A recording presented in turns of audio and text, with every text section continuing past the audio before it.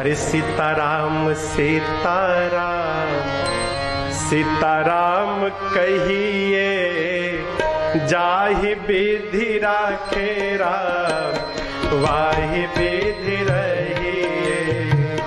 सीताराम सीताराम सीताराम कहिए, जाहि विधि राखे राम वाहि विधि। नमस्कार, मैं नारायण श्रीवास्तव। हमारे ग्राम सभा भगवार में विगत दिनों से राम कथा का आयोजन किया गया है, जिसमें ढेर सारे श्रद्धालु आए हुए हैं। और आइए इस राम कथा का आनंद लीजिए, अपने जीवन को सार्थक बनाइए। और बहुत बहुत धन्यवाद आपको। होने का के प्रभु करी कृपा पावरी दीनी, और सादर भरत शीस धरि लीनी। भगवान श्री राम ने अपनी पादुका दे दी। अब कितने लोग प्रश्न करेंगे, बहन जी पादुका कहाँ से आई थी, किसने बनवाई थी, किस काठ की बनी थी, किस महात्मा किसके द्वारा बनी थी, कौन दिया था? भैया प्रश्न करने वाले हजारों हैं, लेकिन मैं तो सभी प्रश्नों का केवल एक उत्तर जानती हूँ कि रामचरितमानस में जो बातें लिखी गई हैं वो बता रही हूँ। अब और कुछ जानना है तो ग्रंथों में दौड़ लगाइए, जरा सा देखिए, क्योंकि रामायण में जो चीजें बाबा तुलसी ने लिखी है उसमें मर्यादा का जो दर्शन है वो अन्यत्र कहीं देखने को नहीं मिलता। इसलिए हम रामायण से अलग कोई किसी ग्रंथ का प्रमाण इसलिए नहीं देते कि जब उस बात को हम सुनते हैं तो मन में बहुत तरह की शंकाएं हमारे जो है हमें घेर लेती हैं। ध्यान दीजिएगा, भगवान ने पादुका दे दी और भरत जी ने उठाकर माथे पे रख लिया। पादुका किसी का चप्पल अपने सिर पे रख लेना, इसका मतलब क्या है? ये केवल राम राज्य की परिकल्पना करने वाला, राम राज्य को बनाने वाला, राम राज्य लाने वाला ही कर सकता है। आजकल तो मिले ना, हम गए दिल्ली में कथा करने, 15 दिन की कथा थी, रोज चप्पल छोड़े रोज गायब, जहां छोड़ के जाएं रोज गायब। तो एक बार हमने आयोजक से पूछा, भैया ये रोज रोज? उन्होंने कहा बहन जी आप कथा कहती हैं ना तो सोचते हैं कि बहन जी की पादुका गायब कर दी जाए, क्योंकि प्रसाद के रूप में कुछ ले जाए। कहने का भाव यानी पादुका आज के युग में किसी की कोई चीज मिल जाए, हमको अपने जीवन में उपयोग करने में डर नहीं लगता है।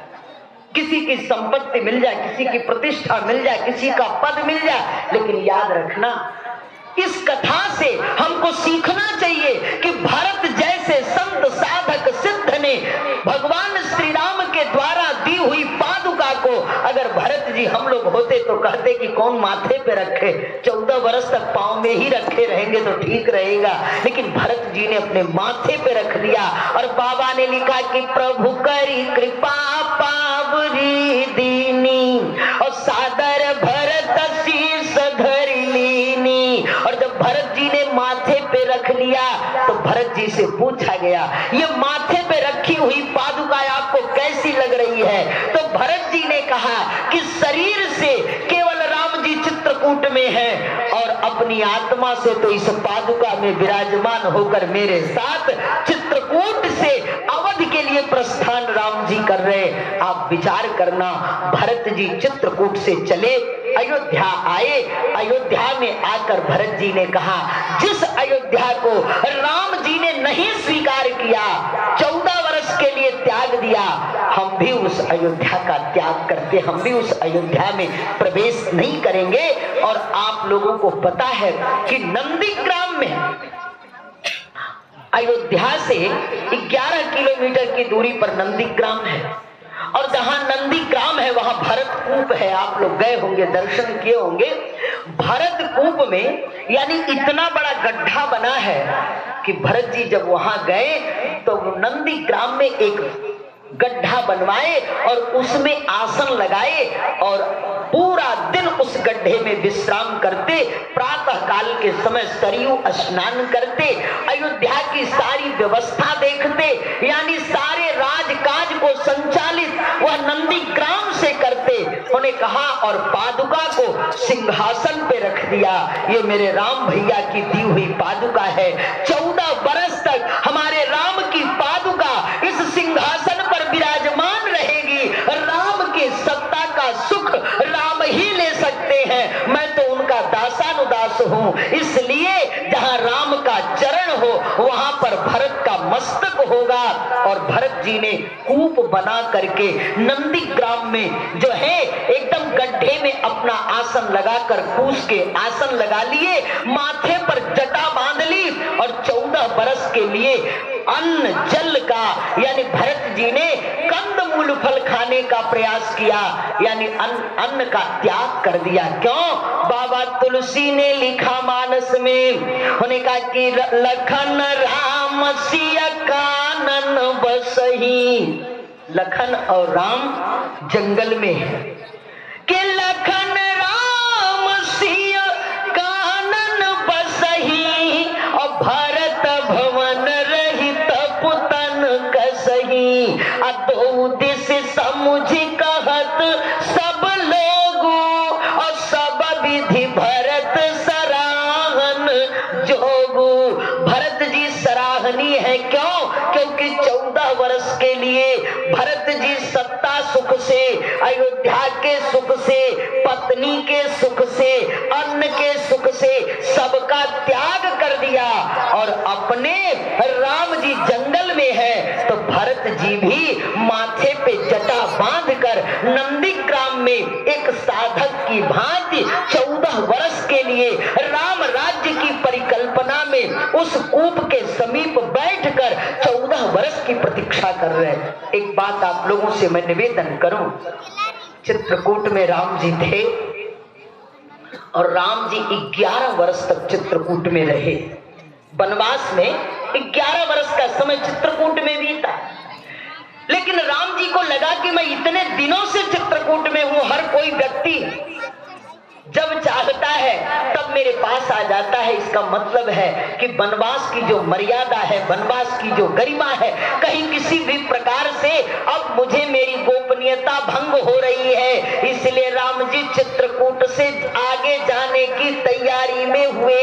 अयोध्या का चित्रकूट का त्याग करने में भगवान श्री राम तत्पर हुए। चित्रकूट वासियों को पता चला राम 14 वर्ष के लिए यहाँ आए थे, लेकिन 11 वर्षों के बाद राम चित्रकूट छोड़ करके जा रहे हैं। सारे जितने भी लोग हैं चित्रकूट में रहने वाले लोग सब राम जी के पास आ गए और राम जी से कहा, प्रभु आप 14 वर्ष के लिए आपकी वन यात्रा थी, 14 वर्ष यहीं बिता लिए होते, आप जा क्यों रहे हैं? 11 वर्ष बीत गए और 11 वर्ष के बाद आप हमारे चित्रकूट को छोड़ते क्यों हैं? भगवान श्री राम ने कहा, सुनो, मुझे और सारी लीलाएं करनी है, इसलिए मैं चित्रकूट में नहीं रह सकता, क्योंकि चित्रकूट में ऋषि मुनि महात्माओं के साथ भगवान श्री राम ने गुजरे। लेकिन जरा ध्यान दीजिएगा, चित्रकूट वासियों ने, भगवान ने कहा मांग लो, 11 वर्ष तक मेरी सेवा किए हो चित्रकूट की धरती पर,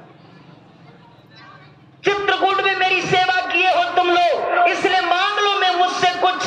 चित्रकूट वासियों ने कहा, प्रभु हम आपसे एक ही चीज मांग रहे, दे दीजिए। भगवान ने कहा मांगो, आज जो मांग लो देंगे। तो चित्रकूट वासियों ने कहा, प्रभु हम जीवन भर दरिद्र बने रहे, हमको ज्यादा धन न हो, इससे अधिक और कुछ नहीं चाहते। चित्रकूट वासियों ने कहा मुझे धन नहीं चाहिए। भगवान ने कहा क्यों धन नहीं चाहिए? तो चित्रकूट के वासियों ने कहा, प्रभु जब धन अधिक हो जाएगा ना तो आपसे आपका भजन, आपका चिंतन, आपका ध्यान, आपका स्मरण, आपके प्रति साधना हम जीवन में नहीं कर पाएंगे। इसलिए प्रभु हम चाहते हैं कि आप मेरे ऊपर कृपा करके हमें गरीब बनाए रखें। गरीब रहेंगे तो आपके मन में चिंतन, आपके प्रति समर्पण, आपके प्रति वह भाव मेरे मन में बना रहेगा। ध्यान दीजिएगा, भगवान श्री राम 14 वर्ष के लिए चित्र, राम जी जाते जाते वरदान के रूप में कामदगिरी दे दिया। उन्होंने कहा कामदगिरी का दर्शन करना और केवल दर्शन मात्र से ही आपके जीवन में बहुत बड़ा परिवर्तन होगा। कि कामदगिरी भा राम प्रसादा अयवलोकत अपहरत विषादा। आपके जीवन के कष्ट को दूर कर देता है कौन? कामदगिरी। और मैं आप लोगों से निवेदन करूंगी